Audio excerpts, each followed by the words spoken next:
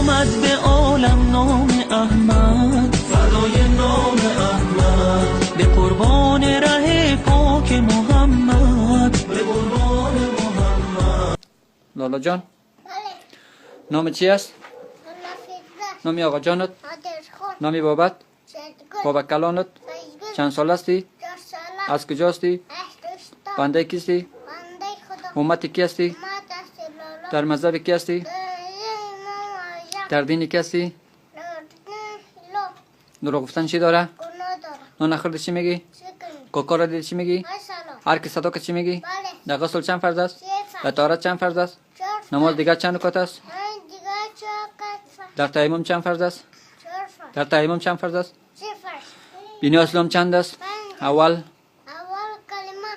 دوم، دوم نماز. سوم، چهارم روزه. چهارم، چهارم زکات. پنجم. پنجم از خانه کعبه.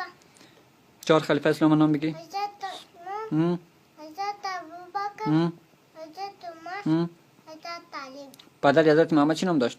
عبدالله. پدر کلانش، مادرش. مادرش، مادرش بیبیانش. دامادش، دامادش. حضرت علی. نواسش، نوزش. امام حسین. خانمش.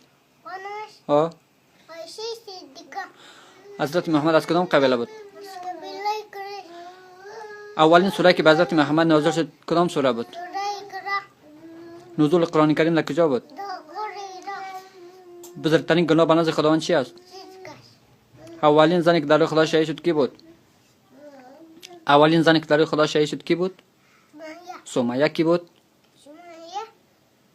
یا حضرت یاسر. زود بگو زنی حضرت یاسر.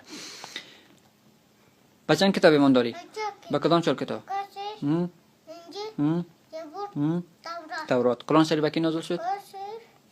حضرت مقام. تورات به کی نازل شد؟ تورات حضرت موسی. انجیل به کی نازل شد؟ انجیل حضرت عیسی. زبور به کی نازل شد؟ زبور حضرت داوود. آفرین. به خدا چی داری؟ ایمان. به پیغمبرش؟ ایمان. به قرآن شریف؟ ایمان. بلند بگو. به روز آخرت؟ ایمان. ایمان یعنی چی؟ یعنی باور کردن. یعنی باور کردن. طلب علم بر زن مرد مسلمان چی است؟ فرض است. آفرین. هر کس کلمه نخونه چی میشه؟ کافی. بخون کلمه تا. لا.